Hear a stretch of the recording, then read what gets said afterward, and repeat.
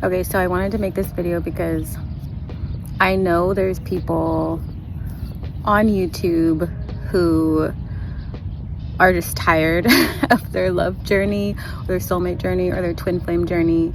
And I was getting a lot of downloads and emotions about that. And I always like to acknowledge it because there is on YouTube like a huge category of tarot readers who are constantly channeling messages for love, right? That's what they're called to do.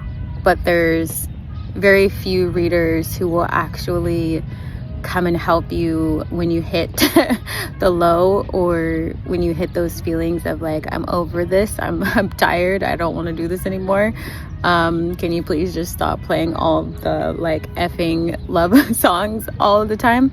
And I was feeling that from certain collectives today, and I see you and I am here for you. And you know, especially if you are someone whose feminine energy, regardless of gender, takes a leading role in your life, and you're a seer and you're spiritual, it's gonna feel super intense, because not only are you feeling your own energy, you're feeling like all the possibilities, like especially if you're a seer, like you will see all the timelines, you will feel their emotions, you will feel your emotions, you will feel collective emotions, and it's just like, it's a lot. It's a lot. And while you can't sever the tie if you like choose to not take that journey, what you can do is shield your energy and redirect their energy, because the thing is the more you focus on that energy, the stronger the energy gets, because you're like you're basically feeding it. And so if you're like, I'm tired, I just want to heal and I want to alchemize, right? Because sometimes it's hard to move on because their energy, or their soul's energy, because it may not even be them, it's their soul that you're like coming in contact with, is so strong, and you have those past life ties that it's like you have to slow down their communication, or shield your energy so that it's like not that it's not able to find you as easily, but the signs can't come in as easily. And I will say that they come in the strongest when you're like exhausted, because their energy is also meant to help heal you and help you on your journey. So you're gonna find it come even more when you're like, no, I'm ready to alchemize right now. I don't want any more signs. I don't want any more walking up to me. I don't want any more signs. I don't want anything. And then it's gonna be like boom, boom, boom, boom, because the universe is like trying to align you with them, but then you also have free will. And so something that you can do is you can do a visualization basically, and you can ask Raphael. Raphael is the one who kind of orchestrates the love connection between you and your soulmates, and your destiny, and you know, your twin. So you can ask Raphael to come, but I will say Raphael has no like on off switch. So if you call on Raphael, get ready for Raphael to show up in your life and then be ruthless, but in the most loving way. So you'll probably feel things, emotions come up in you, because Raphael is healing energy. So anything that needs to be healed, when Raphael appears, it's just there's nothing you can do about it. But you can ask Raphael to like calm down the communication. You can even ask Metatron to help with like slowing it down, shielding it, because Metatron also rules communication, but Raphael is the one that deals with love. So Raphael is quite the warrior. And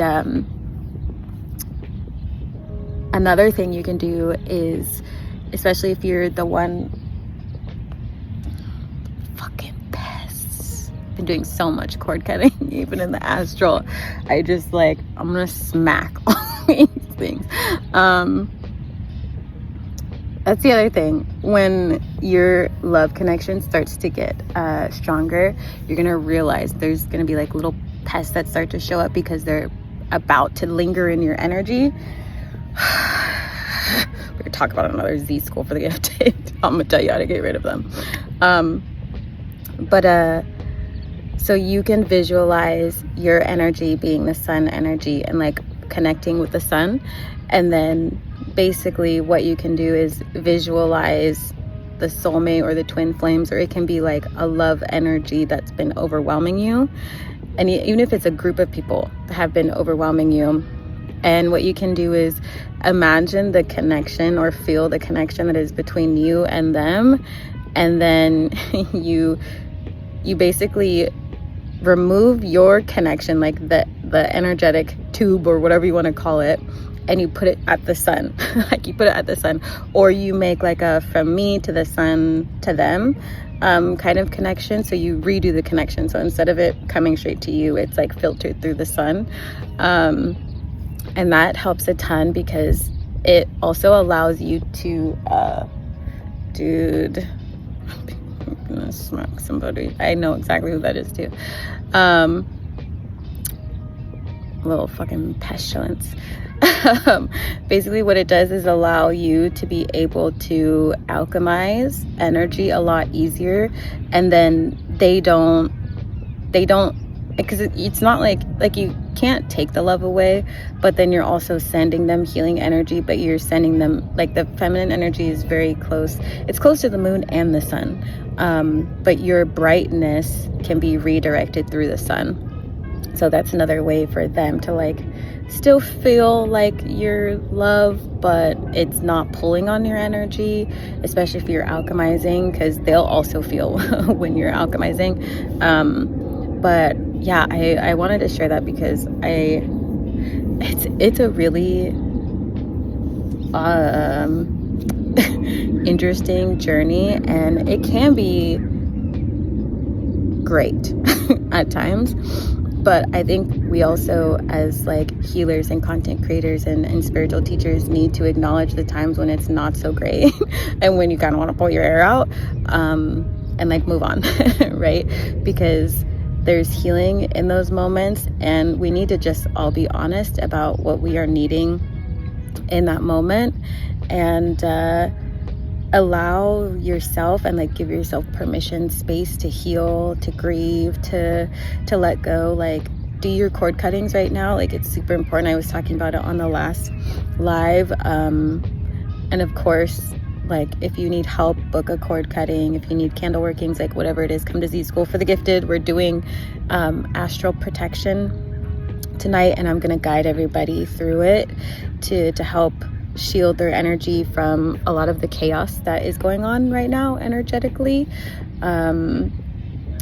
And if you are doing cord cutting or like removing people from your life or getting rid of things in your life or starting new chapters or welcoming newness, it's gonna be like a little up and down every once in a while. And so I want to make sure that you can safely remain in your magic, because your manifestations are still coming in regardless of if there's a retrograde and things like that. But it allows you to kind of stabilize, right? You imagine like a spaceship and you're flying, and like this retrogrades are like the turbulence.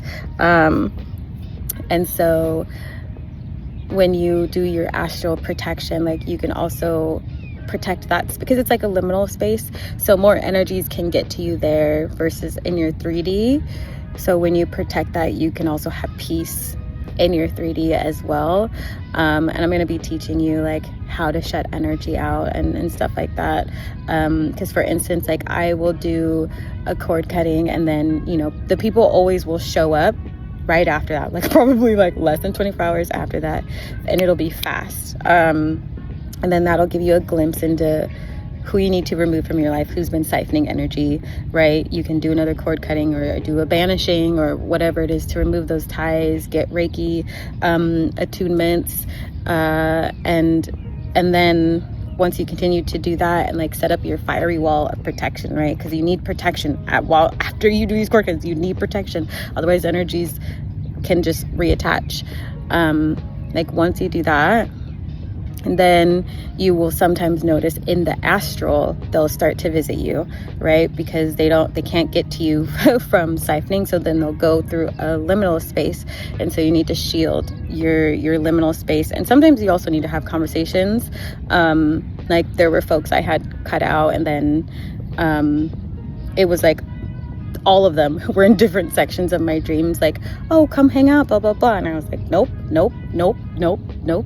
Right? So you have to know how to navigate the 3D realm with the spiritual realm to protect yourself through the retrogrades. You can also feel peace and happiness and enjoy your manifestation. So let me know if this was helpful below, and I want you to put a sun if you made it all the way to the end, and just take where you're at on your journey. Even if you're with someone, right? Like you can be in a really spiritual connection and you still need space, or like some healing and things like that, or like let me know what's going on, because sometimes it can get rocky within relationships too during retrogrades if there's things that need to be healed. But yeah, call in Raphael, know that you are loved and held, and it is completely 10,000% normal to be feeling like I'm over this and I need space and I don't wanna and give yourself permission to move on. If you want to move on, spirit, your ancestors are not going to force you into a relationship. They can't.